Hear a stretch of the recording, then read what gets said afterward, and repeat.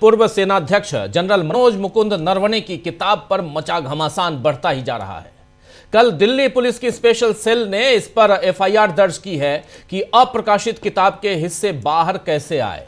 वही प्रकाशक penguin random house India ने एक बयान जारी कर बताया है कि किताब के प्रकाशन का अधिकार उसके पास है और किताब अब तक प्रकाशित नहीं हुई है, न ही प्रकाशक ने इसे डिजिटल या सोशल प्लेटफॉर्म पर किसी भी तरह से प्रकाशित किया है। इस बयान को एक पोस्ट के जरिए प्रकाशक ने शेयर किया है, जिसे दिखाते हुए अब मनोज नरवणे, पूर्व सेनाध्यक्ष, उन्होंने भी अपनी चुप्पी तोड़ी है। उन्होंने एक पोस्ट में क्या कुछ लिखा है, देखिए यहां पे साफ साफ मनोज नरवणे ने इसी बयान को, पेंगुइन इंडिया के बयान को यहां कोट करते हुए पोस्ट किया है और इस पोस्ट में लिख रहे हैं कि this is the status of the book, यानी किताब की स्थिति अभी ये है। मनोज नरवणे ने इस पोस्ट के जरिए यह बता दिया है कि पेंगुइन प्रकाशन का बयान ही सही है, जबकि खुद उन्होंने 2023 में किताब प्रकाशन की सूचना ट्वीट के जरिए दी थी। मंगलवार को यानी आज राहुल गांधी ने यही ट्वीट पत्रकारों को सुनाया भी और साथ ही सवाल उठाया था कि वो पेंगुइन प्रकाशन को सही मानेंगे या पूर्व सेनाध्यक्ष को। आइए जरा सुन लीजिए यहां राहुल गांधी क्या कुछ कह रहे हैं, सुनिए जरा। Here is a tweet from Mr. Narawane. ये देख लीजिए please. Can you read, sir, please? Manoj Narawane ji. It's a tweet that says, "Hello friends, my book is available now. Just follow the link. Happy reading. Jai Hind." This is a tweet that Mr. Narawane has made. You can look into the tweet. So the point I'm making is, either Mr. Narawane is lying, and I believe the army chief. Okay, I don't think he will lie, or Penguin is lying. Somebody needs to. Both cannot be telling the truth. Okay. Do you think this is a conspiracy from the? No. Please listen to what I said. Penguin is saying something. They're saying the book is not being published. Right? The book is available on Amazon. General Narawane has tweeted, as I just read to you, that please buy my book. And I think he tweeted that in 2013, if I'm not mistaken. Sorry, तो सुन रहे थे आप, यहां पर राहुल गांधी अपनी बात रख रहे थे। तो असल बात क्या है, किस वजह से मोदी सरकार डर रही है और आखिर क्यों संसद में राहुल गांधी का सामना करने से मोदी डर रहे हैं, इनका खुलासा राहुल गांधी ने कर दिया है। उस ट्वीट को भी आज राहुल गांधी ने दिखाया है। जरा उस ट्वीट को ले आइए, देखिए ये ट्वीट जिसमें मनोज नरवणे ने उस ट्वीट को, पेंगुइन इंडिया के ट्वीट को, जरा इसको और एक्सपोज कीजिए, यहां साफ समझ में आ जाएगा कि hello friends, my book is available now. इन्होंने लिखा था 2023 में, my book is available now, just follow the link, happy reading, जय हिंद। यहां साफ साफ पेंगुइन इंडिया का यहां पर पूरा देखिए, प्री ऑर्डर नाउ, ये सब कुछ है। इसी चीज को दिखाते हुए राहुल गांधी पूछ रहे हैं कि कौन सही है, कौन गलत है, कौन सही है, जरा सामने ला दीजिए। चलिए, खैर ये किताब की बात दोबारा हम आप तक लाते हैं, क्योंकि इस किताब की आंच लोकसभा अध्यक्ष ओम बिरला की कुर्सी तक पहुंच गई है। ये जो मामला है, इसकी आंच कह सकते हैं। आप जानते हैं कि राहुल गांधी को लोकसभा में भाषण देने से बार बार रोका गया, टोका गया था, और वहीं कांग्रेस की महिला सांसदों पर एक गजब इल्जाम लगा दिया गया कि वो पीएम मोदी पर हमले की तैयारी से आई थी। इस पर पहले तो लोकसभा अध्यक्ष को चिट्ठी भेजकर विरोध जताया गया महिला सांसदों की तरफ से, और अब पक्षपाती रवैये का इल्जाम लगाते हुए ओम बिरला के खिलाफ अविश्वास प्रस्ताव का नोटिस भी आज दे दिया गया है, और इस पर विपक्ष के कम से कम 118 सांसदों ने हस्ताक्षर किए हैं। कांग्रेस सूत्रों के अनुसार ये नोटिस लोकसभा में कांग्रेस के मुख्य सचेतक के सुरेश ने लोकसभा महासचिव उत्पल कुमार सिंह को उनके दफ्तर में जाकर दिया है। नोटिस के प्रस्ताव पर कुल 118 सांसदों के हस्ताक्षर हैं, दस्तखत हैं, और लोकसभा में कांग्रेस सांसदों की संख्या आप जानते हैं कि 99 है। अब विपक्ष के लोकसभा अध्यक्ष के विरुद्ध दायर इस अविश्वास प्रस्ताव के नोटिस में लगाए गए आरोपों की जांच होगी। नियमों के मुताबिक जांच प्रक्रिया के बाद इस नोटिस पर आगे की कार्रवाई को लेकर सचिवालय विचार करेगा। आपको बता दूं कि अविश्वास प्रस्ताव का यह नोटिस ओम बिरला को पद से हटाने के लिए संविधान के आर्टिकल 94C के तहत दिया गया है। उन पर आरोप लगाया गया है कि वो सदन की कार्यवाही पक्षपातपूर्ण तरीके से संचालित कर रहे हैं। नोटिस में यह भी कहा गया है कि वो सत्ता पक्ष के सदस्यों को पर्याप्त समय सदन में बोलने के लिए देते हैं, जबकि विपक्षी दलों के नेताओं को बोलने का मौका तक नहीं दिया जाता है और बार बार और अनावश्यक रूप से उन्हें रोका टोका जाता है। इसमें 2 फरवरी और 3 फरवरी का विवरण दिया गया है, जिसमें कहा गया है कि लोकसभा में विपक्ष के नेता राहुल गांधी को राष्ट्रपति के अभिभाषण पर धन्यवाद प्रस्ताव पर चल रही चर्चा में बोलने की अनुमति नहीं दी गई। खबर है कि ओम बिरला ने खुद ही सचिवालय को निर्देश दिए हैं कि नोटिस की जांच में तेजी लाई जाए। हालांकि इस प्रस्ताव के ये देखिए ये जो नोटिस दिया गया है, हालांकि ये सिग्नेचर्स देखिए, तमाम सिग्नेचर्स हैं यहाँ पे। इस प्रस्ताव के पारित होने के मौके कम हैं। ये आप जान लीजिए कि सत्ता पक्ष विपक्ष जो है खासकर वो इसे शायद पास न करवा पाए, ये प्रस्ताव गिर जाए। लेकिन फिर भी बहुमत चाहिए उसके लिए, जो विपक्ष के पास नहीं है। आपको यह भी बता दूं कि ओम बिरला के से पहले कुल 3 लोकसभा अध्यक्षों के खिलाफ ऐसे प्रस्ताव आ चुके हैं इतिहास में, लेकिन अब तक किसी के खिलाफ भी ये प्रस्ताव पास नहीं हो सके हैं। देश में किसी स्पीकर के खिलाफ सबसे पहला अविश्वास प्रस्ताव लोकसभा के पहले अध्यक्ष जीबी मावलंकर यानी गणेश वासुदेव मावलंकर के खिलाफ दिसंबर 1954 में लाया गया था। देख लीजिए, पहला अविश्वास प्रस्ताव लोकसभा के पहले अध्यक्ष जीबी मावलंकर यानी गणेश वासुदेव मावलंकर के खिलाफ आया था। उसके बाद 1966 में दूसरी बार तत्कालीन लोकसभा अध्यक्ष सरदार हुकुम सिंह के खिलाफ ऐसा ही प्रस्ताव लाया गया था। और तीसरी बार, जी हां, तीसरी बार 1987 में, उसको भी स्क्रीन पर ले आइए, तीसरी बार 1987 में तत्कालीन लोकसभा अध्यक्ष बलराम जाखड़ के खिलाफ अविश्वास प्रस्ताव लाया गया था। और अब चौथा प्रस्ताव, अविश्वास प्रस्ताव ओम बिरला के खिलाफ लाया गया है। नियमानुसार अब 14 दिन के बाद उस प्रस्ताव का परीक्षण होगा, जब तक लोकसभा अध्यक्ष ओम बिरला सदन की कार्रवाई का संचालन नहीं करेंगे। बिरला के खिलाफ पेश 3 पेज के इस नोटिस में पहला हस्ताक्षर कांग्रेस के नेता केसी वेणुगोपाल का है, जबकि दूसरे स्थान पर जो सिग्नेचर है वो द्रमुक डीएमके के टीआर बालू का है और फिर समाजवादी पार्टी के धर्मेंद्र यादव का सिग्नेचर है। ये जो सिग्नेचर्स हैं उसमें आपको बता रहा हूं। बहरहाल ओम बिरला इस अविश्वास प्रस्ताव से बच भी जाएं, तब भी मोदी सरकार विपक्ष के हमलों से नहीं बच सकती है। आज अमेरिका के साथ ट्रेड डील पर अखिलेश यादव ने जिस तरह से सरकार को घेरा है, वो भी जरा सुन लीजिए। अमेरिका ट्रेड डील यहां क्यों ला रहा हूं वो भी समझेंगे बाद में, लेकिन सुन लीजिए अखिलेश यादव क्या कह रहे हैं। सभापति महोदय, मुझसे पहले अभी जो भारतीय जनता पार्टी की माननीय सदस्य बोल रही थी, और भारतीय जनता पार्टी का ये पक्ष है कि हम लोगों ने दुनिया में बहुत सारे देशों से फ्री ट्रेड एग्रीमेंट कर लिया है। सभापति महोदय, मैं भारतीय जनता पार्टी की सरकार से जानना चाहूंगा, अभी कितने देश और बचे हैं जिससे आप फ्री ट्रेड एग्रीमेंट नहीं कर पाए हैं? कुछ ऐसे भी देश बचे होंगे शायद जिनसे आपकी इच्छा होगी कि हम फ्री ट्रेड एग्रीमेंट कर लें, और सभापति महोदय का फ्री ट्रेड एग्रीमेंट हो भी जाते हैं।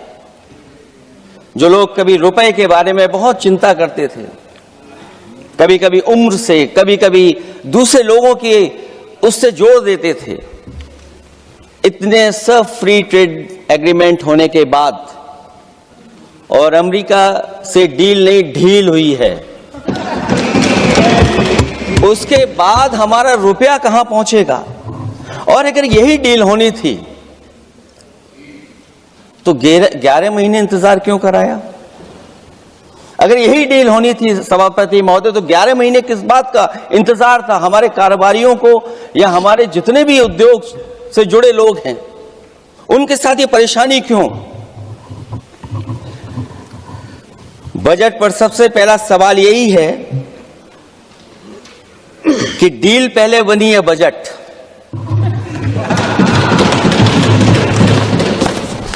और बजट का हलवा यहां ज्यादा बटा के वहां।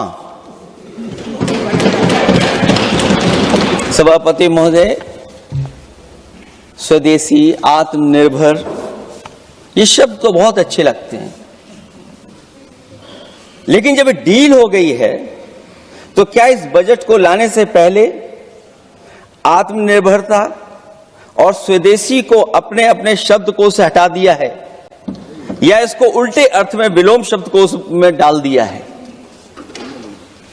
और ये डील नहीं है जो हम आप सब समझ पा रहे हैं। शायद सत्ता पक्ष के लोग ये नहीं समझ पा रहे होंगे, लेकिन पूरा देश समझ रहा है कि हमने अपना बाजार एक बार और खोल दिया है। $500 बिलियन का व्यापार एक तरफा, हमारे आत्मनिर्भरता कहां जाएगी? स्वदेशी नारा हमारा कहां जाएगा? हमारे देश की जनता भाजपा से कह रही है कि जहां तक हमें मालूम है डील एक तरफा नहीं होती है। क्या ये बनी वहां पहुंची यहां जहां जैसे कोई एक पक्षी मान रहा हो? जनता भाजपा से यह भी जानना चाहती है कि 0 बड़ा के 18।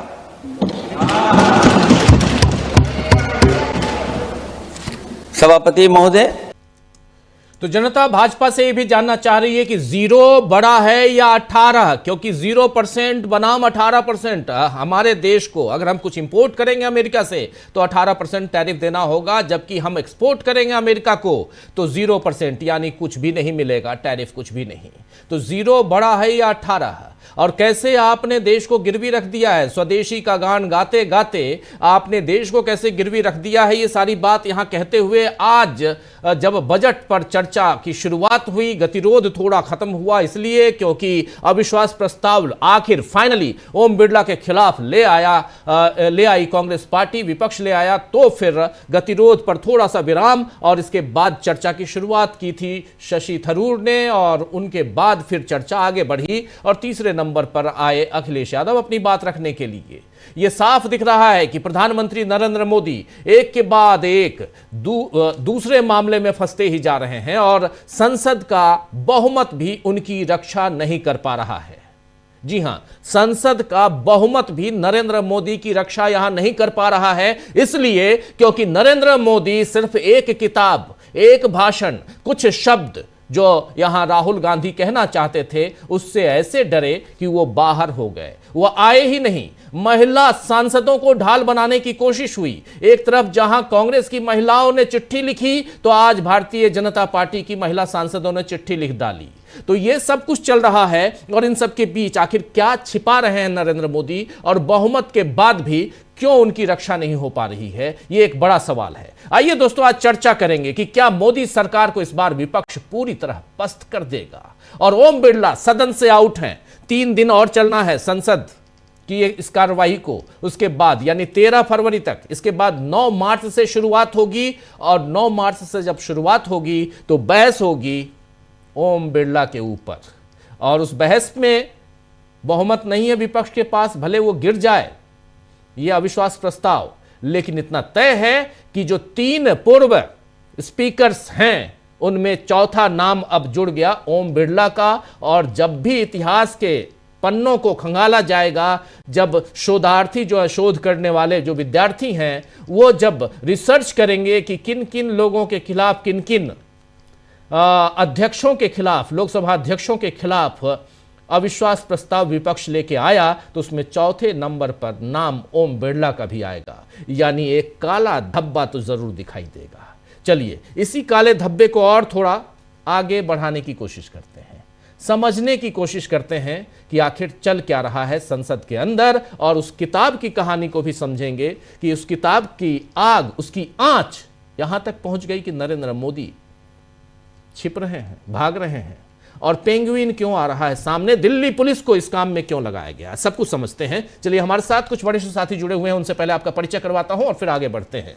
देखिए हमारे साथ इस वक्त 4 वरिष्ठ साथी जुड़े हुए हैं। शकील अख्तर जी जुड़े हुए हैं हमारे साथ अनिल कुमार सिन्हा साहब जुड़े हुए हैं हमारे साथ, अमलिंदु जी जुड़े हुए हैं हमारे साथ, पंकज चतुर्वेदी जी जुड़े हुए हैं। आप चारों का स्वागत इस्तकबाल है, स्वागत इस्तकबाल अब तमाम दोस्तों, साथी, शुभचिंतक आप सबका, जो अब तक जुड़ चुके हैं उनका भी, जो जुड़ने वाले हैं उनका भी। सबसे पहले शकील जी, बहुत ही गहमा गहमी वाला दिन आज, फाइनली अविश्वास प्रस्ताव के लिए ये जो चिट्ठी है, इनको ओम बिरला को हटाने की चिट्ठी आखिर आज स्वीकार कर ली गई। स्वीकार करने में भी कोई अड़ंगा आया था क्या, और के सुरेश ने, जहां तक जो खबर है आप बेहतर बताएंगे, इस चिट्ठी से पहले की कहानी और चिट्ठी से बाद की कहानी ये जरा बताइए, फिर आएंगे हम नरवणे साहब और पेंगुइन इंडिया पे भी। पहले लेकिन ओम बिरला पे।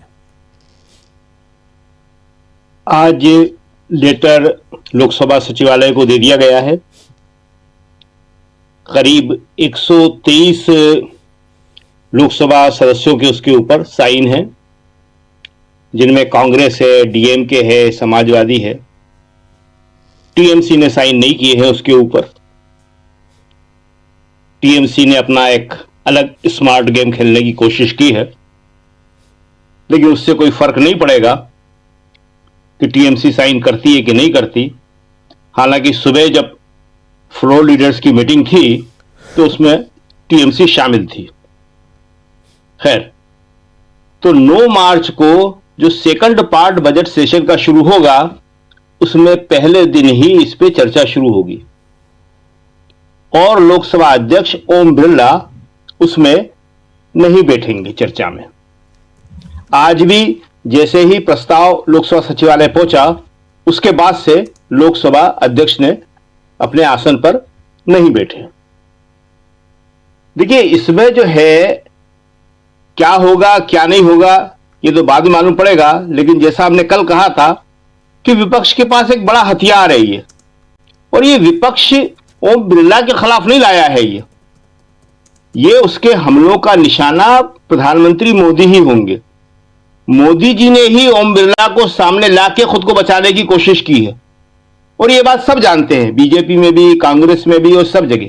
कांग्रेस ने तो बोल भी दिया, प्रियंका ने भी बोला, राहुल ने भी बोला, सबने बोला कि ये प्रधानमंत्री का डर था, वो राहुल का सामना करना नहीं चाहते थे, इसलिए उन्होंने लोकसभा अध्यक्ष को बीच में डाल के उनसे ये कहलवाया। देखिए, होता क्या है, ये रिमूवल का प्रस्ताव होता है, ये इसको जो तकनीकी भाषा है उसमें अविश्वास नहीं कहते हैं, लोकसभा अध्यक्ष को रिमूव करने का। इससे पहले धनखड़ पे लाए थे, आपको याद होगा, धनखड़ का प्रस्ताव स्वीकार ही नहीं किया था। जो उप डिप्टी चेयरमैन है वहां पे, उन्होंने उसको रिजेक्ट ही कर दिया था। लेकिन हुआ क्या, उसके बाद धनखड़ भी अपनी कुर्सी नहीं बचा पाए। उससे पहले पिछली लोकसभा में प्रधानमंत्री मोदी के खिलाफ लाया गया था। क्या हुआ, 2023 में लाया गया था, 2024 में प्रधानमंत्री मोदी 240 पे रुक गए। तो ये एक नैरेटिव वर्सेस नैरेटिव लड़ाई होती है, और ये जो लड़ाई होगी इसमें मोदी जी के लिए बहुत मुश्किलें बढ़ेंगी, क्योंकि मोदी जी इस वक्त चारों तरफ से घिरे हुए हैं। तो ये प्रस्ताव जो है अपने आप में बहुत महत्वपूर्ण है। लोकसभा अध्यक्ष ने तय कर लिया है कि वो जो डिस्कशन होगा इसके बारे में चेयर पे नहीं बैठेंगे। डिसीजन जब तक नहीं हो जाएगा तब तक वो चेयर पे नहीं बैठेंगे। तो ये तो रूल है शकील अच्छा जी। डिसीजन। शकील जी, ये वो अब चूंकि अब वो आरोपी हैं, एक तरह से देखिए तो वो आरोपी हैं, और इसलिए तो रूल है कि वो नहीं बैठेंगे। ये उनकी उसमें कोई ऐसा मर्जी नहीं, उसमें लिखा हुआ नहीं है कहीं पे भी। ऐसा जो है उसमें लिखा हुआ कहीं पे भी नहीं है। इसको आप परंपरा कह सकते हैं, इसको आप एक चलन कह सकते हैं। तो ये जो है दर्शकों को बताने के लिए जरूरी है कि क्या होगा क्या नहीं होगा। दर्शकों को यह बात बताई जाना चाहिए कि वो जो है इस दौरान आसन के ऊपर नहीं बैठेंगे। दूसरी बात, जो जनरल नरवाने ने ट्वीट किया है, इसकी उम्मीद सुबह ही थी। जब पेंगुइन से आपने लिखवा लिया, पेंगुइन से आपने करवा लिया, तो आप जनरल नरवाने से भी करवा सकते हैं। लेकिन इशू ये नहीं है। इशू ये है कि क्या किसी ने ये बोला कि टैंक नहीं बढ़ रहे थे भारतीय सीमा में? क्या किसी ने ये बोला कि 2.5-3 घंटे तक जनरल नरवाने इंतजार करते रहे और उसके बाद उनसे कहा गया कि जो उचित लगे करो? इशू ये है अनिर्णय का कि हमारा राजनीतिक नेतृत्व जो है चीन के मामले में, राष्ट्रीय सुरक्षा के मामले में क्यों अनिर्णय का शिकार है। और केवल चीन के मामले में नहीं, अमेरिका के मामले में भी। अमेरिका से आज उसने फैक्ट शीट इशू करी है अमेरिका ने। हम अपनी प्रेस कॉन्फ्रेंस से कर रहे हैं, फैक्ट शीट वो इशू कर रहा है। पहले डील वो बता रहा था और उसने फेक शीट इशू की है और उसमें लिखा है कि दालें भी जाएंगी। अभी तो देखिए अब क्या क्या आने वाला है। तो अमेरिका के मामले में भी अनिर्णय के आप शिकार हो। आज तक आप नहीं बोले कि क्या है डील में, क्या नहीं है। जीएम क्रॉप्स आएंगी, दालें आएंगी, यानी कि कृषि उत्पादन आएंगे, जिसको आप कह रहे हो कृषि उत्पादन नहीं आएंगे। और यहां तक कि आप पाकिस्तान के मामले में भी अनिर्णय के शिकार हो। सीज फायर उन्होंने कहा, आपने सीज फायर कर दिया। और किस वक्त? उस निर्णायक वक्त पे जब हमारी सेना जो है बढ़त लिए हुए थी। तो ये जो इशू है राहुल गांधी ने उठाया है, वो इशू है कि हमारा राजनीतिक नेतृत्व, प्रधानमंत्री मोदी राजनीतिक अनिर्णय के शिकार है, जिसका नुकसान राष्ट्रीय हितों को उठाना पड़ रहा है, राष्ट्रीय सुरक्षा को उठाना पड़ रहा है। देखिए राहुल ने क्या कहा था उस दिन जब उन्होंने इशू उठाया, राष्ट्रपति के धन्यवाद प्रस्ताव में बोल रहे थे अभिभाषण पर। उन्होंने क्या कहा था? पूरी सेना को मालूम है, जवानों को मालूम है। यह इशू है कि क्या सेना को ये सारी घटना नहीं मालूम? आप इससे क्या होगा? क्या पेंगुइन से कुछ भी करवा लो, आप जनरल नरवाणे से करा लो। किताब राहुल के हाथ में है।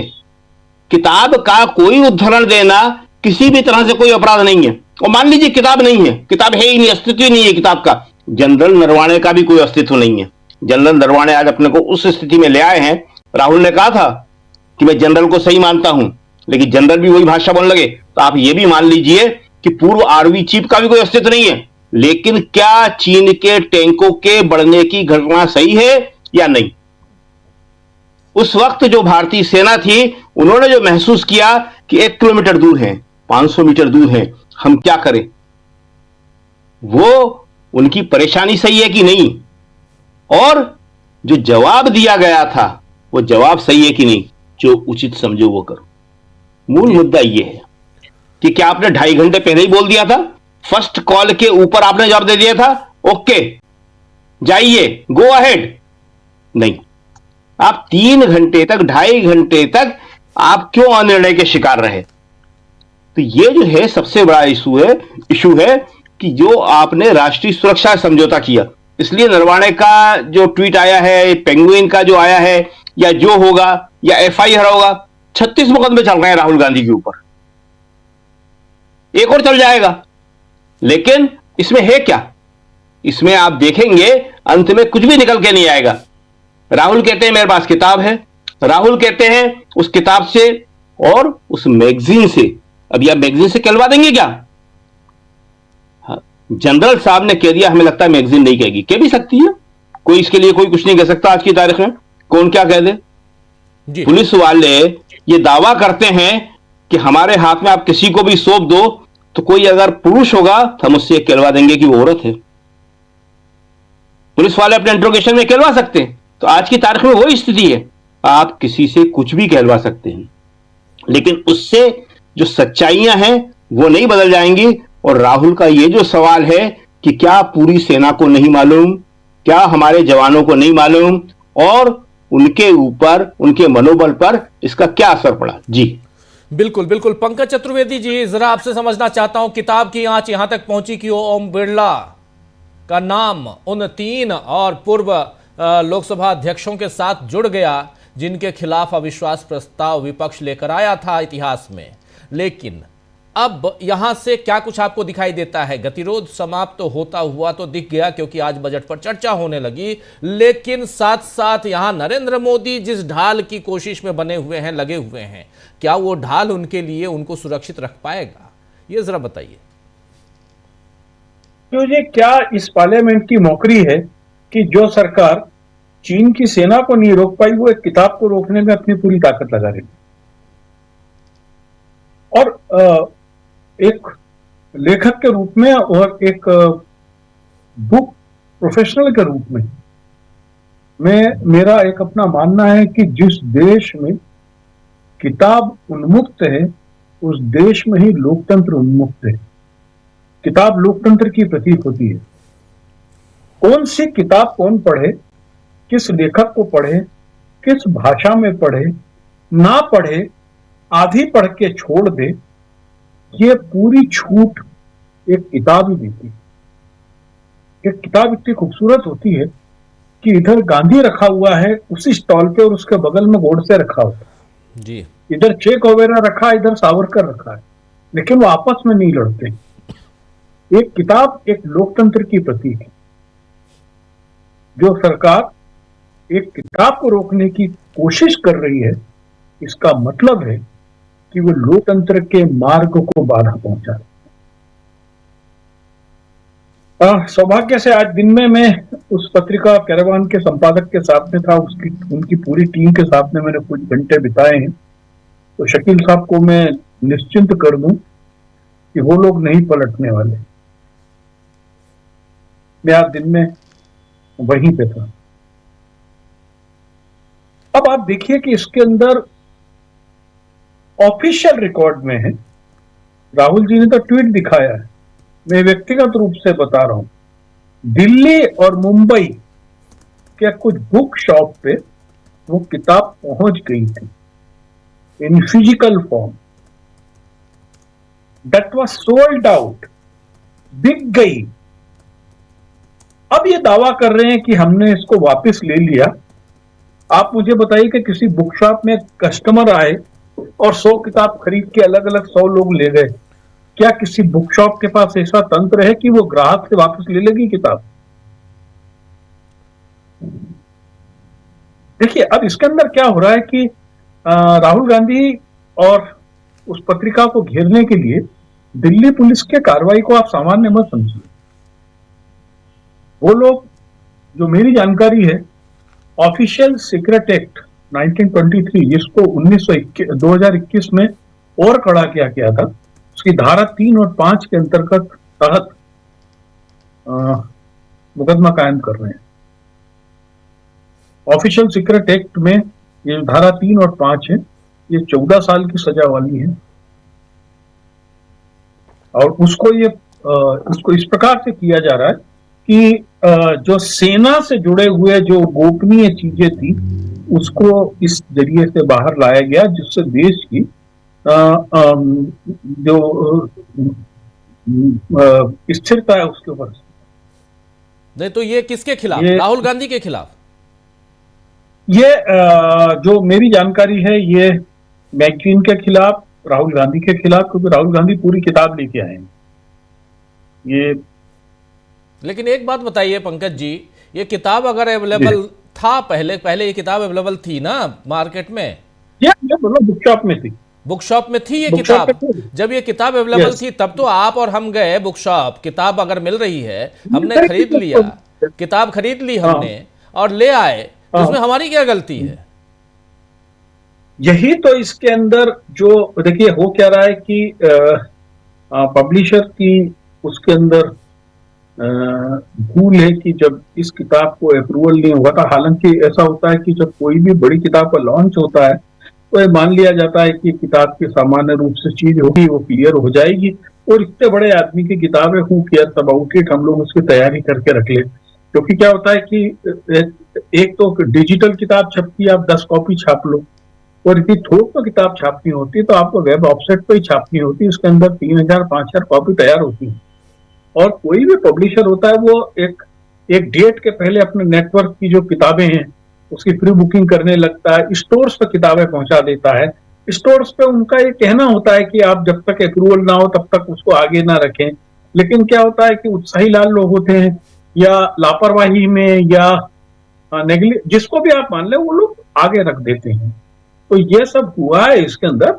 और क्योंकि अब इस मसले में सरकार बुरी तरीके से फंस गई। तो शकील साहब ने बोला कि मसला ये नहीं कि नरवणे की किताब की प्रकाशन की अनुमति थी कि नहीं थी। हमारे सामने सवाल है कि जो व्यक्ति अपने आप को 56 इंच का बता के कह रहा है पूरी दुनिया मेरे इशारे पे नाचती है, सब मेरी बात मानते हैं, विश्व गुरु हो गए हैं, वो विश्व गुरु जो है जो उचित लगे वो करो बोलने के लिए 2.5 घंटे 3 घंटे इंतजार करता रहा। वो सवाल भी आप हमारे सामने खड़े हुए हैं कि कैसे 42 बार डोनाल्ड ट्रंप बार बार कह रहे हैं कि मैं अपने दोस्त मोदी की बेइज्जती नहीं करवाना चाहता हूं, बार बार वो कह रहे हैं कि उसका समझौता, उस युद्ध को, उस ऑपरेशन सिंदूर को तो मैंने रुकवाया। तो ऑपरेशन सिंदूर को रुकवाने के बाद में नरवणे की किताब आपको बताएं अकेले चाइना नहीं है। उस किताब के अंदर अग्निवीरों की भर्ती, अग्निवीरों की सैलरी को लेकर, परमानेंट स्टाफ 25% से बढ़ाने को लेकर कई सवाल खड़े हुए हैं, जो पॉलिसीज और इम्प्लीमेंटेशन लेवल पर है, जो उन्होंने उसके अंदर बताया कि किस तरीके से इन प्रकार के कामों से भारतीय सेना का अकेले जो स्ट्राइकिंग पावर है वो नहीं कमजोर हो रहा है, मनोबल भी कमजोर हो रहा है। क्योंकि चाइना का मसला चूंकि ऐसा था कि जून में गलवान में हमारे 20 सैनिक शहीद होते हैं, और ये घटना उसी साल अगस्त की है जी, जिस समय हमारी सेना को बहुत सतर्क होना चाहिए था उस फ्रंट पे, जिस फ्रंट पे इतना बड़ा हम हानि खा चुके थे। और कोई यदि देश आर्टिलरी लेकर, टैंक्स लेकर हमारी सीमा में घुस रहा है, इसका मतलब है नॉर्मल नहीं है, वो आपकी जमीन में कब्जा करना चाहते हैं। देखिए, पैदल सैनिकों के साथ में गश्त होना, ये मेरी जगह, ये मेरी जगह है, चाइना के तरीके बॉर्डर्स पे चलता रहा है। लेकिन टैंक लेके जब कोई आदमी घुस रहा है, इसका मतलब है कि वो प्लान से, तरीके से आ रहा है, और अकेले सिपाही लेवल का डिसीजन नहीं है वो। और शकील साहब बिल्कुल ठीक कह रहे हैं कि मसला ये बिल्कुल नहीं है कि किताब है नहीं है, किताब में क्या लिखा है उसकी अनुमति ये नहीं है, किताब कानूनी रूप से आई कि गैर कानूनी रूप से आई। आप कोई भी भारतीय जनता पार्टी का जो बड़े से बड़ा नेता है वो ये तो नहीं बोल रहा है कि किताब में ये सब चीजें नहीं लिखी हैं या ये सब कुछ नहीं हुआ है। मसला यहां पर यह है, और दुर्भाग्य है कि अपनी पीठ बचाने के लिए, चाइना से अपनी नाक बचाने के लिए आप एक किताब के ऊपर एक अपना बिल फाड़ रहे हो। और देखिए, नरवणे जी के साथ में बड़ी समस्या है। नरवणे जी यदि ओएस एक्ट के अंदर, ओएसए में, इसमें कहीं भी फंस जाते हैं तो उनकी पेंशन भी बंद हो जाएगी। और जाहिर है कि ये सरकार एक बड़े स्तर पर ब्लैकमेलिंग की सरकार है। ये लोगों को ब्लैकमेल करना और लोगों को डरा धमका कर अपने मन मर्जी का काम कराने के लिए कुख्यात सरकार है। तो ये तो हो नहीं है। इसमें मैं ओम बिरला जी का बारे में आपको एक क्यों बताऊं, सन 2020 में भी विपक्ष लामबंद था इनके खिलाफ अविश्वास प्रस्ताव लाने को, लेकिन उस समय भी ममता बनर्जी की पार्टी ने गड़बड़ की थी और वो प्रस्ताव को साकार रूप में नहीं आ पाया था। यह चीज और मैं अपने दर्शकों को बताऊं कि इसके अंदर एक नियम है, इनको यदि पद से हटाना है तो कुल उपस्थित सदस्यों का आधे से एक वोट अधिक होना जरूरी नहीं है, कुल सदस्यों का, यानी वो उपस्थित हो चाहे ना हो, वो जरूरी होता है। और इस प्रस्ताव के स्वीकार करने और जांच में जो सबसे बड़ी समस्या है वो ये है कि ये प्रस्ताव जो है तकनीकी रूप से गलत हो गया है। जो इनको हटाने को चिट्ठी दी गई है उसमें सभी तारीख में 2026 की जगह 2025 उसको सुधार के दे दिया है, उसको सुधार दिया है, सुधार के दे दिया है, वो ठीक जी, हाँ, सुधारने के बाद वो उसको स्वीकार किया। हाँ, एक तकनीकी प्रस्ताव एक ऐसा चीज था जिसके अंदर, क्योंकि ये लोग धूर्त लोग हैं, ये लोग इसी को मुद्दा बना सकते हैं। वो मेरी जानकारी में नहीं था कि उसको सुधार के दिया गया है। जी, तो ये हो गया है, फिर तो इसमें तकनीकी कोई दिक्कत नहीं होना चाहिए। और जाहिर है कि हेड काउंट्स एक अलग मसला होगा, लेकिन मैं फिर बता रहा हूं,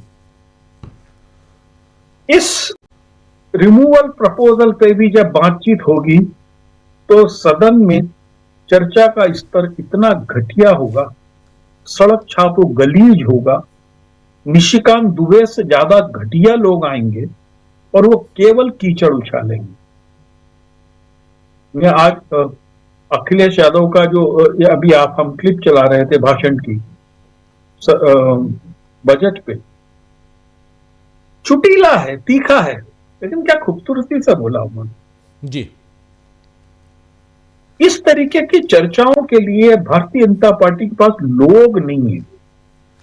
वो सड़क छाप, घटिया, डाइवर्टेड, परवर्टेड माइंड के लोग हैं। तो कोई बहुत हमको उम्मीद तो नहीं है कि इसमें कुछ होगा, क्योंकि किसी का हृदय परिवर्तन हो जाए। फिर ममता बनर्जी का खेल अपना चलता रहता है।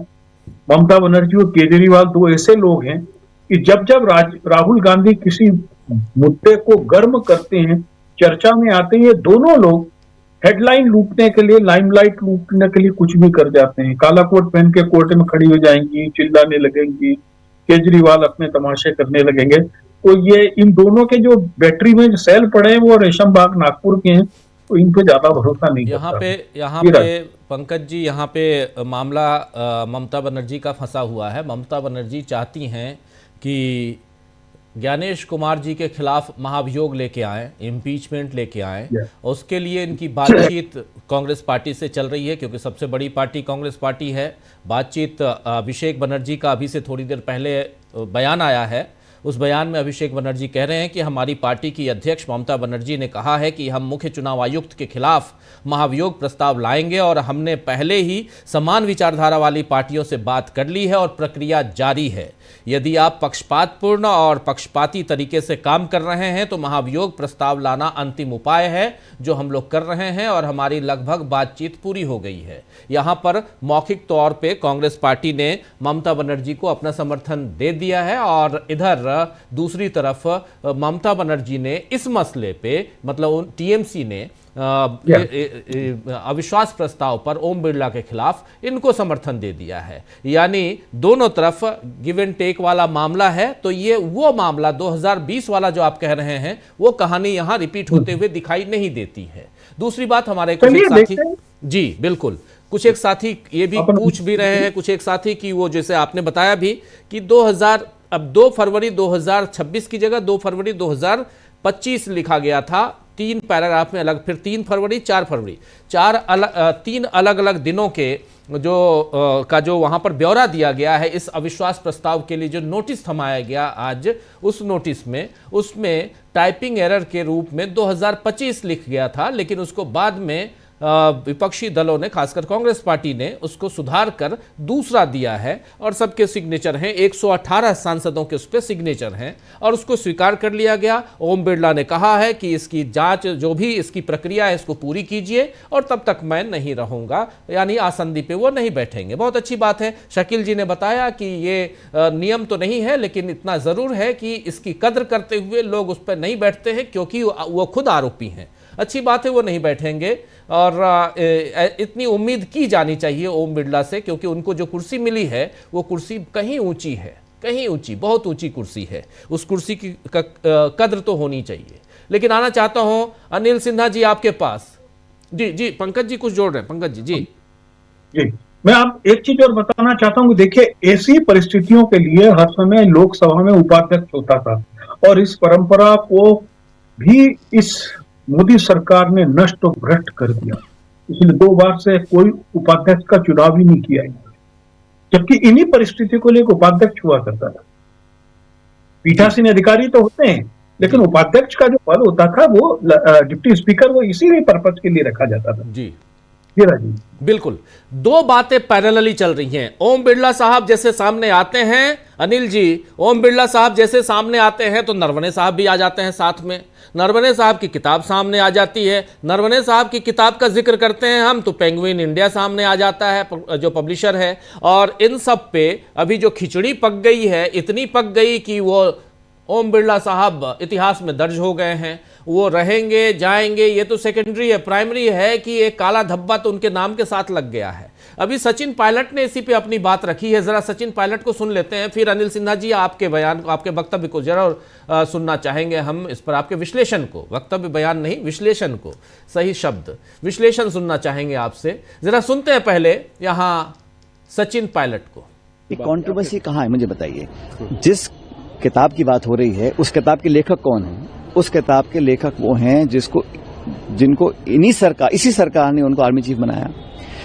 उन्होंने, आर्मी चीफ इस देश का बहुत माना हुआ पद है। वो व्यक्ति अगर कुछ बात लिख रहे हैं या कह रहे हैं तो उसको बैन करना, एफआईआर कर देना, पब्लिश नहीं होने देना, उसकी चर्चा ना होने देना, किस बात को छुपाना चाहते हैं? और राहुल गांधी जी अगर उस किताब में लिखा हुआ कुछ अंश उसका विवरण कर रहे हैं या उसका स्पष्टीकरण मांग रहे हैं तो क्या गलत कर रहे हैं? वो कोई ऐरे गहरे व्यक्ति तो है नहीं, इस देश के आर्मी के चीफ रहे हैं। अगर उन्होंने कुछ लिखा है किताब में तो उस पर चर्चा करने से, संवाद करने से क्यों सरकार घबराती है? अगर सरकार को लगता है गलत लिखा है तो खंडन कर दे, सही लिखा है तो स्पष्टीकरण दे दे, लेकिन हाउस ना चलने देना, उनको बात अपनी रखने न देना, ये कैसे? प्राइम मिनिस्टर हमेशा डिबेट का जवाब देते हैं, डिबेट विपक्षी नेता करते हैं, उन्होंने कुछ बोला नहीं है तो जवाब किस बात का देंगे? चर्चा का मतलब क्या होता है? संवाद हो, अगर आपको कुछ आपत्तिजनक लगे आप उसको एक्सपेंस कर सकते हैं, लेकिन बोलने ना दिया।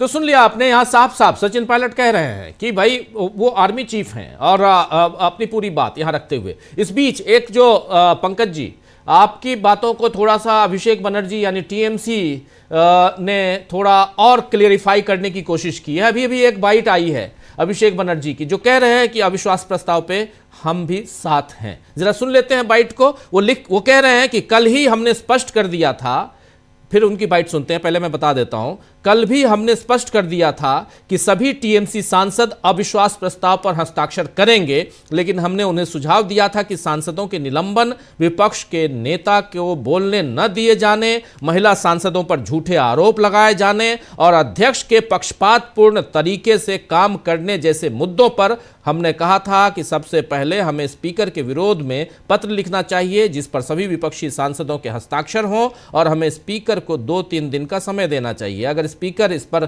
कोई कार्रवाई नहीं करते हैं तो हमारे पास अविश्वास प्रस्ताव लाने का विकल्प हमेशा खुला है, हमें कोई आपत्ति नहीं है, ये उन्होंने कहा था। उसके बाद अब आगे यहां पर उनकी बात भी सुन लेते हैं फिर अनिल जी आपके पास, क्योंकि विपक्ष किस दिशा में जा रहा है और कितना एकजुट है, ये सारी बातें सामने आ जाएंगी।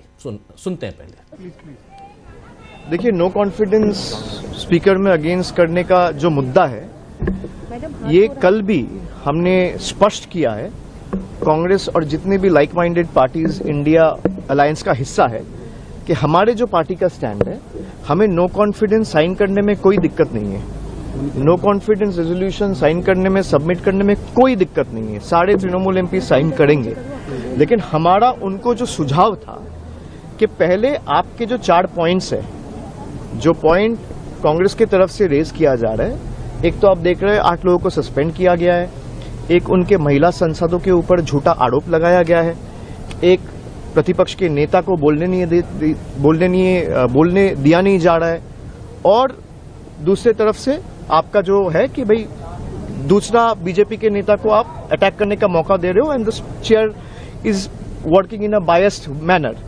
तो इन चारों मुद्दों को पहले हमने ये कहा कि आप एक चिट्ठी in form of a protest आप स्पीकर को भेजिए।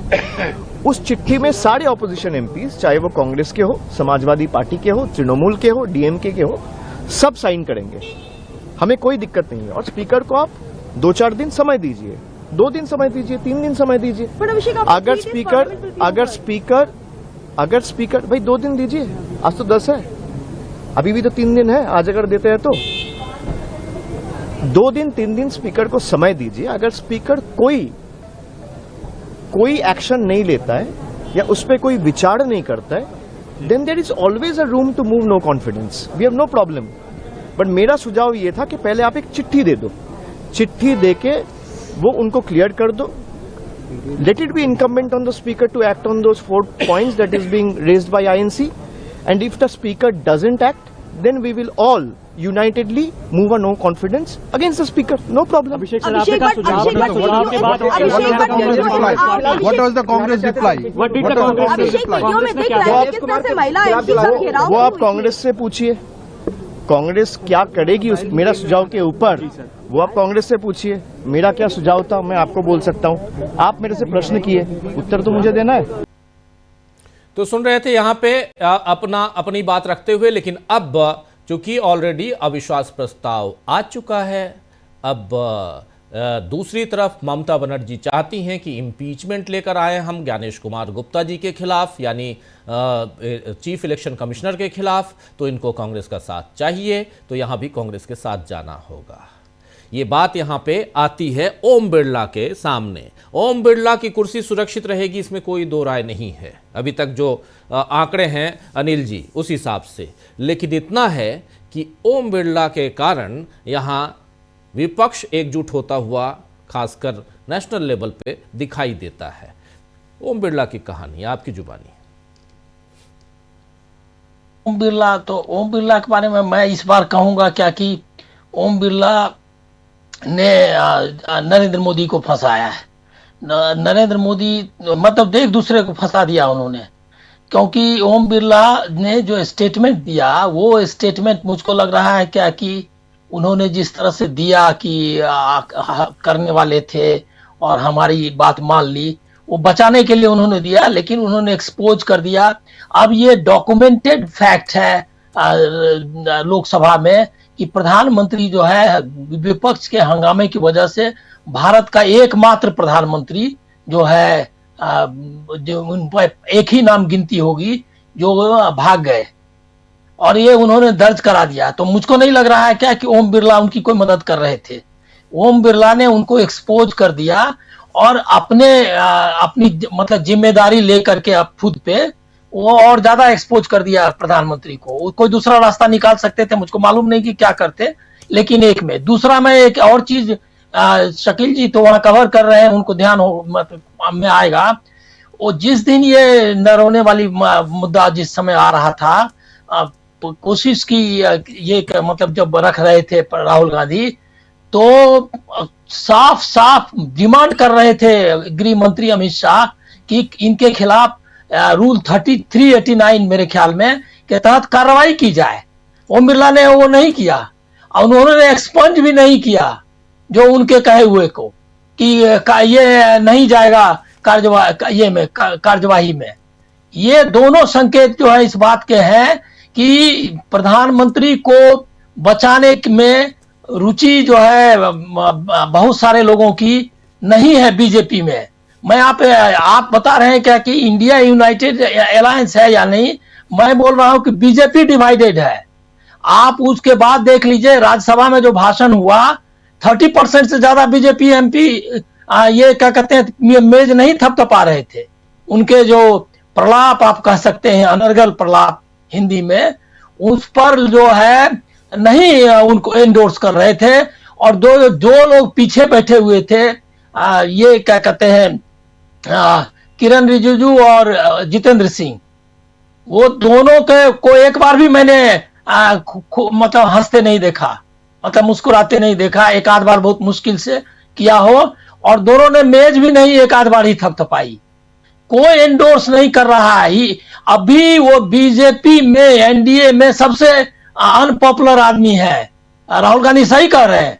और सबसे अच्छी बात अखिलेश ने कही कि लोग समझ रहे हैं कि आपका यूएस डील क्या है।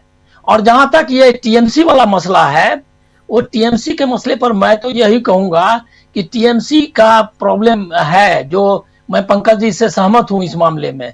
तो टीएमसी ने मतलब ऑलवेज वो कांग्रेस के खिलाफ काम करती है और बीजेपी की मदद करती है। आपको याद होगा कि जगदीप धनखड़ के मामले में जो इलेक्शन जो में उसने एब्सटेन किया था टीएमसी ने, और मतलब राष्ट्रपति इलेक्शन में भी उसका इसी तरह का रवैया रहा कि वो जो है उनका वो जो अलग अलग चलने का, अलग अलग क्यों चले भाई।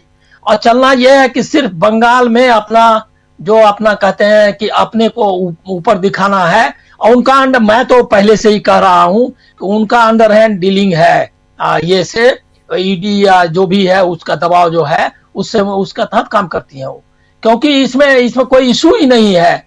सारा विपक्ष साथ है और उसका कह भी रहे हैं कि वो लाना चाहिए। 3 दिन का क्यों देना चाहिए भाई, वो दिया नहीं क्या, कितने दिन के बाद लाया है। ये बात लोकसभा में बार बार उठाया, ओम बिरला के सामने उठाया, राज्यसभा में उठाया कि ओम बिरला ने क्यों नहीं मतलब क्यों उन्होंने ये नहीं दिया, और इस तरह का विपक्षी सांसदों पर क्यों आरोप लगाया। कोई उसका जवाब, कोई उनको टाइम नहीं दिया, ऐसा तो है नहीं। ये एक एक्सक्यूज है। और मुझको लग रहा है क्या कि टीएमसी को ये जो आप बार्गेन की बात कर रहे हैं कि उनको नरोने का लाना है, ये उसके खिलाफ ईसीआई के खिलाफ लाने में उनका पूरा विपक्ष साथ रहेगा। वो कोई उसमें प्रॉब्लम नहीं है, इसमें कोई बार्गेनिंग का सवाल नहीं है। कौन जब ये क्या कहते हैं ईसीआई का मामला आया, सबसे पहले राहुल गांधी ने उस मुद्दे को उठाया जी। और वोट चोरी का मामला तो उन्हीं का उठाया हुआ। बिहार में एसआईआर के खिलाफ आंदोलन चला, उन्होंने आंदोलन नहीं किया। और यहां भी बंगाल में भी स्ट्रीट पर टीएमसी को जिस तरह से आना चाहिए था, बीएलओ की सुसाइड हो रही है, आपका पूरा ये कर ईडी के मामले में लेकर के आई वो, लेकिन एसआईआर के लेकर के कौन टीएमसी ने स्टेट वाइड आंदोलन किया? मुझको तो नजर नहीं आता। बिहार में जैसे राहुल गांधी ने पूरी यात्रा की वोट चोरी के खिलाफ, तो ये उनका प्रॉब्लम है और वो प्रॉब्लम रहेगा। अब उसमें आप क्या कर सकते हैं, लेकिन टीएमसी के अंदर भी विपक्ष में पूरा दबाव है। मैं आपको बोल रहा हूं कि इवन बीजेपी में दबाव है। और यूएस डील के बाद तो यूएस डील में हमको लग रहा है कि हम जो अल्टरनेटिव मीडिया भी है उसको ठीक से डिकोड नहीं कर पा रहा है। वो जो फैक्ट शीट आया है, वो तो फैक्ट शीट में लिखता है कि पहली लाइन है कि ज्वाइंट स्टेटमेंट इशू किया ट्रंप ने। इन्हें स्टेटमेंट, वो नाम नहीं, ज्वाइंट स्टेटमेंट कहीं सुना है कि एक आदमी का नाम हो? उसमें नहीं कहा कि joint statement of India and ये क्या कहते हैं और मोदी एंड ट्रंप। वो पूरा डिटेल में वर्णन करता है। पहला स्टेटमेंट, पहली लाइन यही है, ज्वाइंट स्टेटमेंट ट्रंप ने ऐसा कहा। और उसका 50 जगह मतलब हर जगह लिखा हुआ है कि ये सिक्योरिटी जो है नेशनल सिक्योरिटी ऑफ अमेरिका का बिजनेस इंटरेस्ट, अमेरिकन पीपुल का इंटरेस्ट। कहीं नहीं वो ये मतलब ढांक छुप के भी कहता है भाई आपने थोड़ा सा पर्दा डालने का, वो भी पर्दा नहीं डाला कि ये म्यूचुअल बेनिफिट का है, ये जो है इंडिया और अमेरिका के लिए दोनों के लिए फायदेमंद, एकदम नहीं। उसने कहा है कि हमने उनको रखा और उनको करना है। और सबसे जो बड़ी बात है उसमें नॉन मार्केट पॉलिसीज को भी डिसाइड करने की बात है। नॉन मार्केट पॉलिसीज का मतलब समझते हैं, पीएसयू से लेकर के क्या कहते हैं एनजीओ से लेकर के जो भी पॉलिसीज मार्केट को असर डालती है, लेकिन नॉन मार्केट में जिसकी जीडीपी में गिनती नहीं होती है वो सारे नॉन मार्केट में आ जाते हैं। वो तो कह रहा है क्या, उसमें दो और भी पैरा है जिसमें कहता है लेबर, इन्वायरमेंट, ये सारे को जो फैसिलिटेट करने के लिए ये ट्रेड को जो भी जरूरत होगी उसको करेंगे, उस पर बातचीत जारी रहेगी। मतलब आपका entire domestic policy on environment, labour और है उसमें, मैं ये दो ही नाम अभी ध्यान में आ रहा है, सारे पॉलिसीज मतलब इंडिया का जो पीएसयू की पॉलिसी है, लेबर पॉलिसी है, एनवायरनमेंट की पॉलिसी है, वो कोई उस सबको ये करना है, रिवाइज करना पड़ेगा उसके हिसाब से।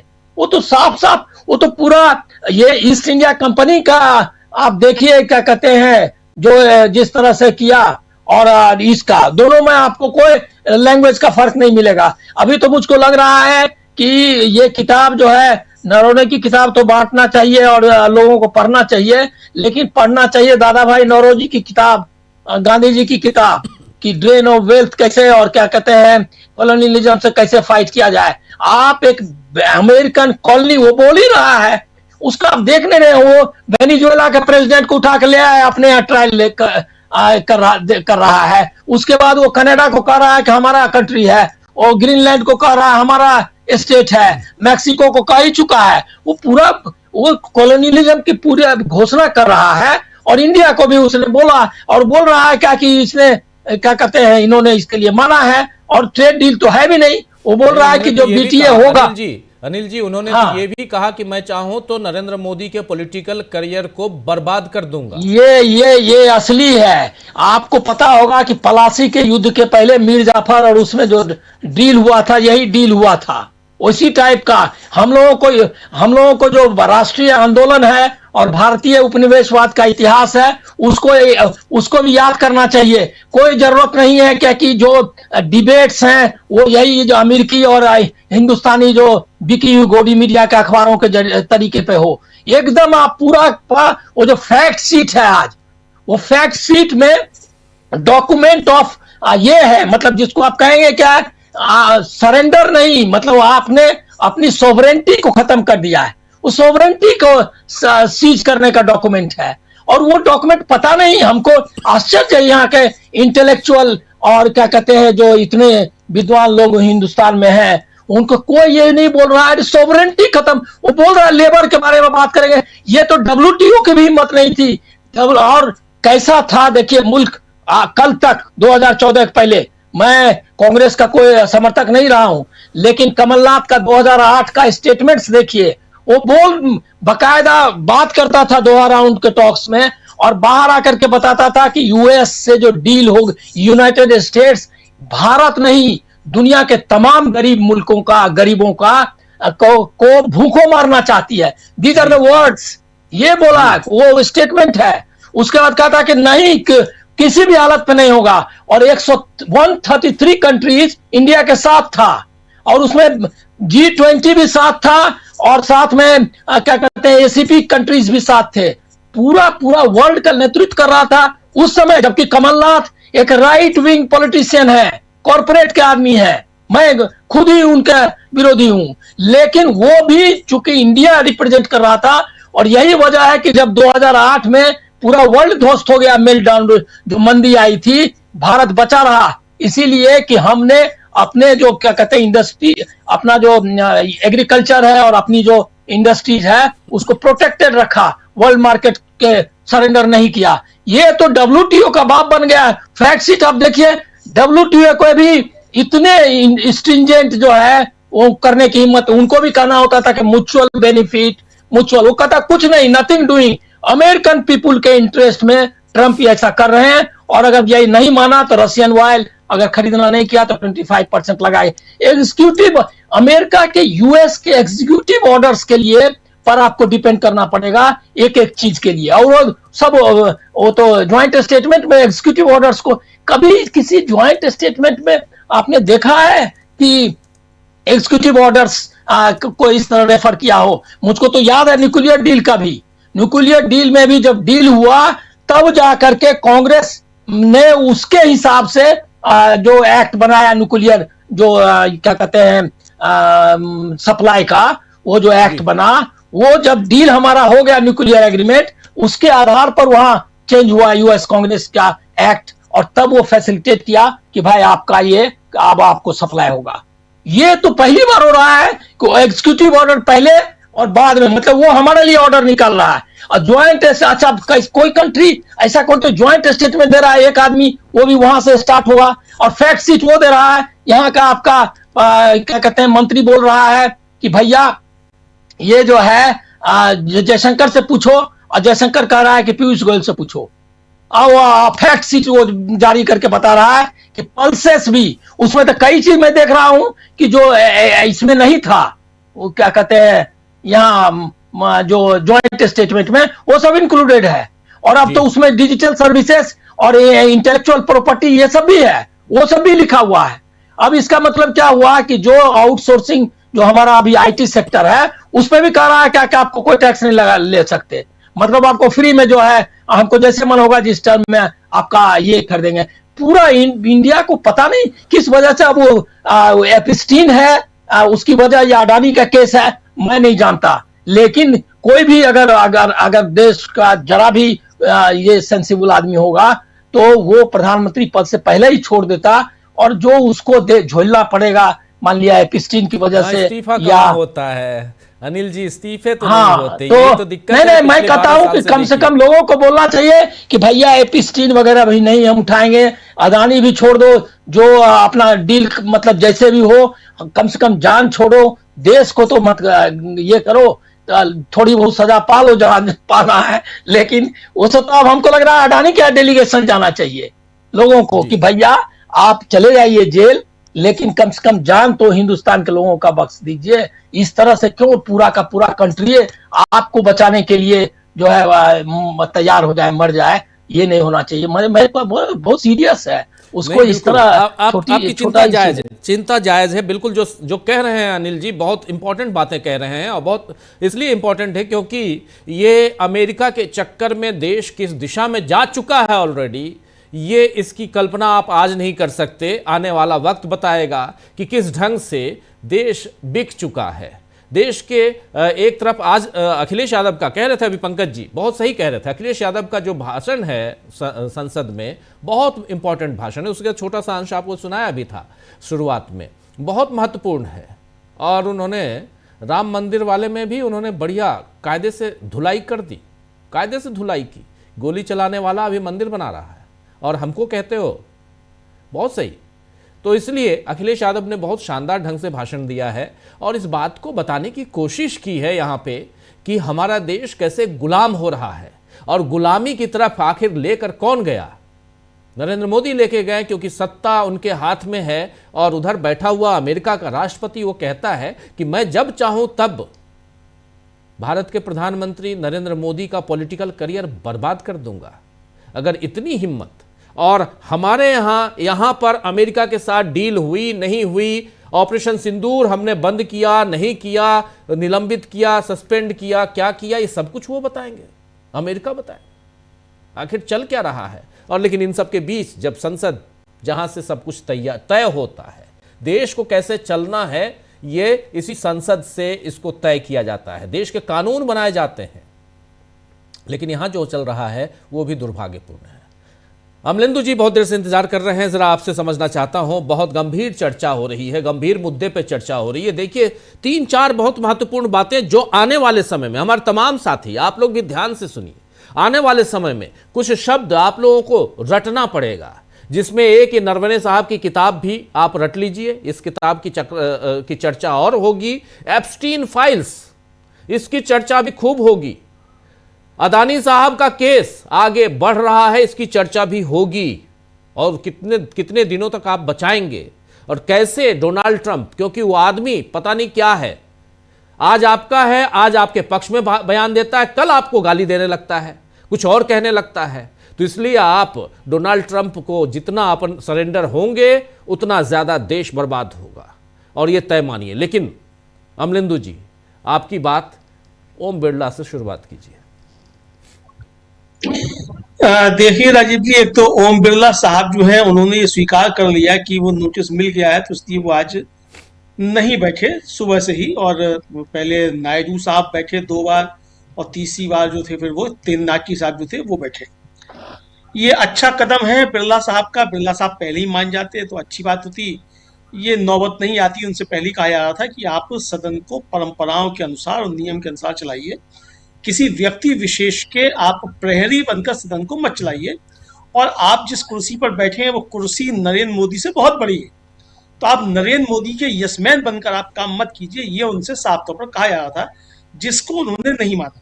लेकिन राजीव जी, ओम बिरला साहब के चेहरे से उनकी मजबूरियां समझी जा सकती हैं कि उनको ह्यूमिलिएट किया गया होगा। ऐसा लगता है कि उनको बंद कमरे में कुछ ना कुछ ऐसी बातें कही गई होंगी कि बिरला साहब जो हैं वो अपना दर्द ना कह पा रहे हैं किसी के सामने, और जो है जो उनको कहा गया है उसको उनका पालन भी करना है।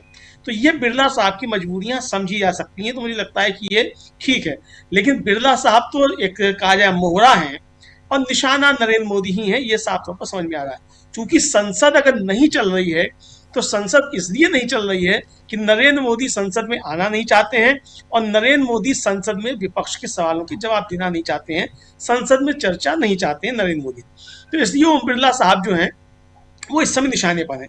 लेकिन इसके जरिए एक चीज साफ हो गई है कि सदन के अंदर अब आप विपक्ष को कमजोर नहीं समझ सकते हैं, और अगर आपने विपक्ष को कमजोर समझने की भूल की तो मोदी जी आगे आने वाले दिन अच्छे नहीं होंगे। ये आपके लिए बुरे दिन अब शुरू हो चुके हैं, इसको आप अच्छे तरीके से समझ लीजिए। ये शुरुआत हो गई है। ओम बिरला के खिलाफ नोटिस दिया जाना ये मोदी जी के बुरे दिनों की शुरुआत है राजीव जी। इसको मोदी जी इस तरीके से लें तो बहुत अच्छा रहेगा। ट्रंप पता नहीं कब करेगा, उनका कैरियर बर्बाद या नहीं करेगा, हमें नहीं मालूम कब करेगा कब नहीं करेगा, और उसके पास क्या है जो वो बर्बाद कर सकता है, नहीं बर्बाद कर सकता है। लेकिन मोदी जी के कारनामे जो देश के अंदर हैं, और खासतौर से इस देश के लोकतंत्र संविधान के साथ जो उनका रवैया है वो बहुत चिंताजनक है।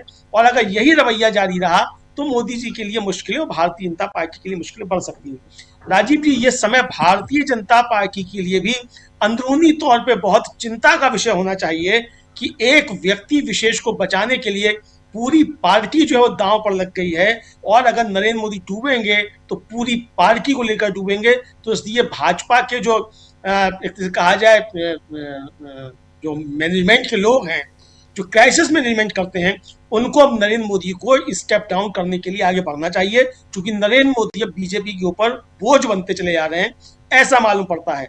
ओम बिरला साहब के खिलाफ राजीव जी जब होगी चर्चा, तो जाहिर सी बात है कि वो चर्चा सिर्फ ओम बिरला तक सीमित नहीं रहेगी। पंकज जी की बात सही है कि नीचता की हद तक जाकर बीजेपी के लोग बातें करेंगे, लेकिन विपक्ष भी जब बातें करेगा राजीव जी, तो विपक्ष जो बातें करेगा वो सिर्फ ओम बिरला तक सीमित नहीं होंगी, वो नरेंद्र मोदी तक भी जाएंगी। तो ये इस पे चर्चा तो होनी ही होनी है, अब इसमें कोई दो राय तो है नहीं कि चर्चा नहीं होगी। और उस समय ये भी नहीं होगा कि साहब आप बोलने नहीं देंगे नेता विपक्ष को। जब उस पर चर्चा होगी तो आपको बोलने भी देना पड़ेगा। प्रधानमंत्री आए या नहीं आए, लेकिन सरकार की तरफ से जवाब भी देने होंगे, तो विपक्ष के आरोप क्या होंगे ये भी समझा जा सकता है। तो यानी बैठे बिठाए एक मुसीबत जो है ये नरेंद्र मोदी ने बुला ली है। अब राजीव जी, जैसा कि मैं पहले भी कहता रहा हूं कि राजनाथ सिंह भारतीय जनता पार्टी में बहुत ही खतरनाक आदमी है, मोदी जी शायद ये समझ नहीं पाए। अडवाणी जी को धता लगा दी थी राजनाथ सिंह ने, कल्याण सिंह का पॉलिटिकल कैरियर चौपट कर दिया राजनाथ सिंह ने, और राजनाथ सिंह जी अब चूंकि 75 के होने जा रहे हैं, और ये चर्चा चलने लगी थी कि राजनाथ सिंह जी को जो है वो मार्गदर्शन मंडल में भेज दिया जाएगा। ये मौका पंकज जी तो कह रहे थे कि ओम बिरला ने निपटाया है, लेकिन मुझे लगता है कि ये मौका जो है राजनाथ सिंह जी ने लपक लिया है कि मोदी जी आपको अब हम निपटाते, आप हमसे निपटो। क्योंकि राहुल गांधी ने जैसे ही कहा कि किताब नरवड़े, और राजनाथ सिंह जी उठ के तुरंत खड़े हो गए और कहा कि मैं बहुत कॉन्फिडेंस के साथ कहना चाहता हूं। अरे भाई पहले सुन तो लेते किस किताब की चर्चा हो रही है, क्या कहा गया है, उसके बाद कॉन्फिडेंस अपना दिखाते। लेकिन राजनाथ सिंह ने पूरी जो बहस जो थी राजीव जी, वो बिरला साहब और मोदी जी के खिलाफ केंद्रित कर दी। अब मोदी जी निपटना चाहते हैं राजनाथ सिंह से, निपट लें। मैं फिर कह रहा हूं कि राजनाथ सिंह ने अच्छे निपटाए हैं। और जब 2014 में राजीव जी, जब मोदी जी प्रधानमंत्री बने थे, मैंने उसमें टिप्पणी की थी, हालांकि वो फेसबुक पर मैंने लिखा था, और मैंने उसमें लिखा था कि राजनाथ सिंह जी ने अच्छों को बर्फ के नीचे लगाया है, मोदी जी को भी यही लगाएंगे।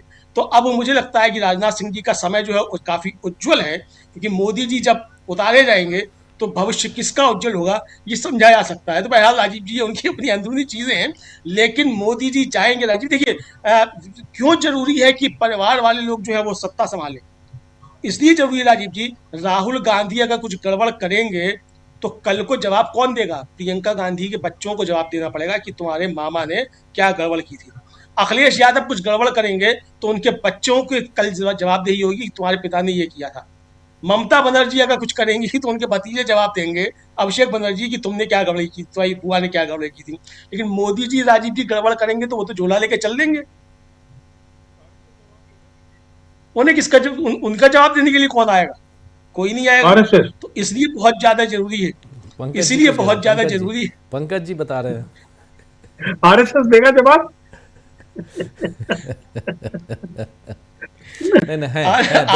आरएसएस कुछ कोई जवाब नहीं देगा। मोहन भागवत का भी जवाब कौन देगा? नहीं, दो लोग हैं, एक उधर ट्रम्प साहब हैं और एक इधर अदानी साहब हैं, ये दो लोग हैं। अदानी है और ट्रम्प है, ये दो हैं। अदानी है, लेकिन राजीव जी ये झोला जब उठा के चल देंगे तो झोला फिर चल ही देगा ना। तो मुझे लगता है कि राजनाथ सिंह जी ने तैयारी कर दी है कि मोदी जी अब झोला उठाओ, बहुत हो गया।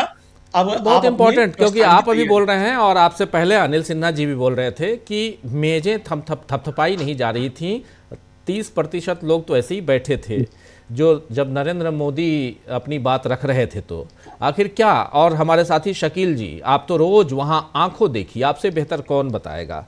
हम लोग तो इधर स्टूडियो में बैठे हैं, लेकिन आप रोज सुबह से लेकर शाम तक आप रहते हैं पार्लियामेंट में। आपसे ज़रा समझूं कि क्या बीजेपी में ऐसी सुगबुगाहट, आप क्योंकि आप सांसदों से मिलते हैं, बात करते हैं, आपसे समझना चाहता हूं, ऐसी सुगबुगाहट क्या आपको सुनाई दिखाई पड़ रही है कि नरेंद्र मोदी से भी बीजेपी के कई सांसद नाराज हैं?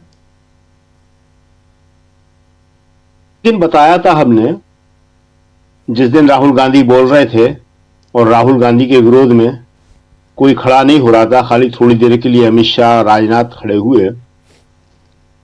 लेकिन आज इस बात को अखिलेश यादव ने बहुत साफ तरीके से बता दिया अखिलेश का भाषण आज बड़ा इंपॉर्टेंट है। आज का सबसे अच्छा भाषण अखिलेश का है।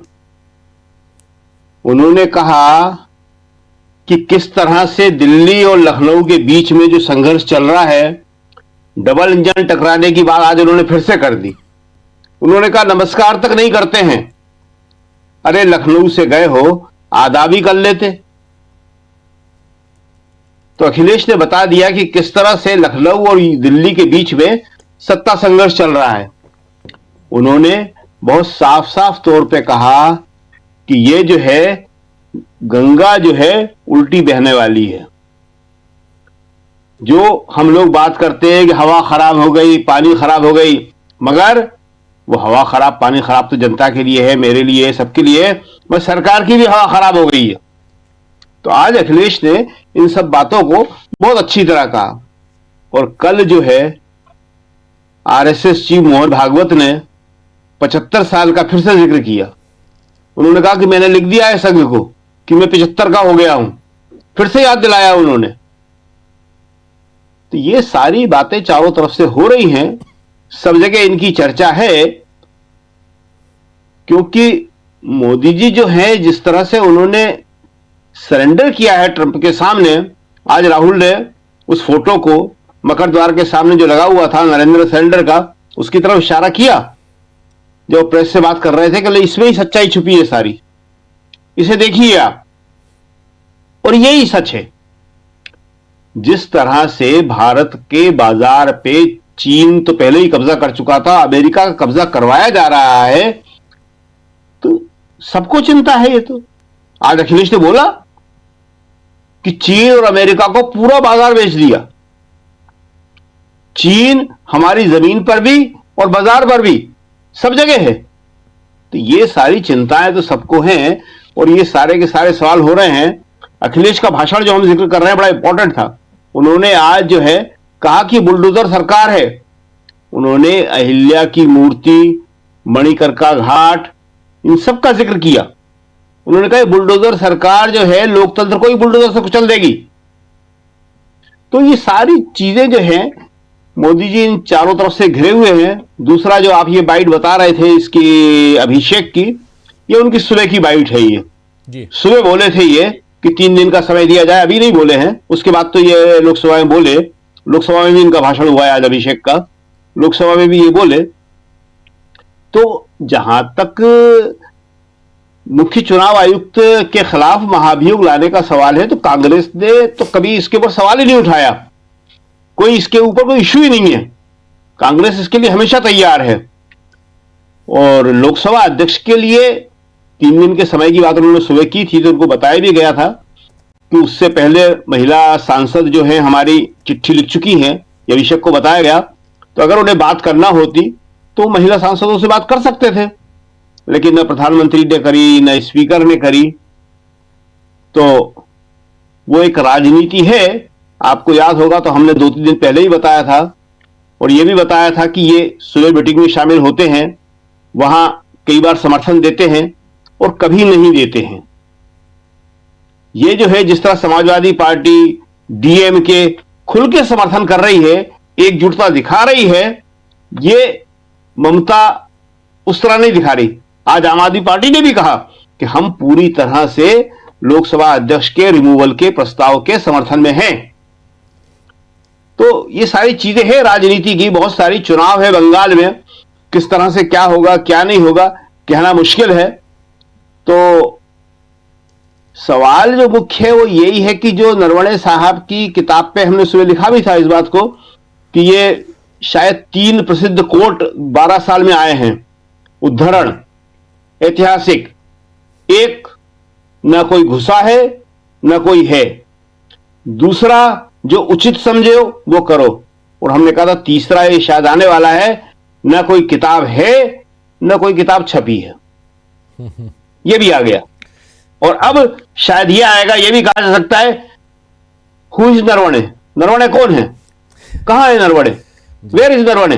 तो ये सब हो सकता है, क्योंकि हमने बताया ना कि इंस्पेक्टर मातादीन चांद पर सारे लोगों ने पढ़ा होगा। तो इंस्पेक्टर हरिशंकर परसाई का है, तो इंस्पेक्टर मातादीन कहते थे बताइए क्या काम करना है, औरत को आदमी, आदमी को औरत, सब कर सकते हैं जो भी हो, कोई प्रॉब्लम नहीं है। एक बार मेरे इंट्रोगेशन में आदमी आ जाएगा तो मैं जो कहूंगा वही कहेगा। तो इस वक्त सरकार इतने पावर में है कि उसने पहले पेंगुइन से कहलवाया। पेंगुइन अंतर्राष्ट्रीय है, प्रकाशक बहुत बड़ा। इस समय पंकज जी तो ज्यादा जानते होंगे, इन सबके वो जानकार हैं।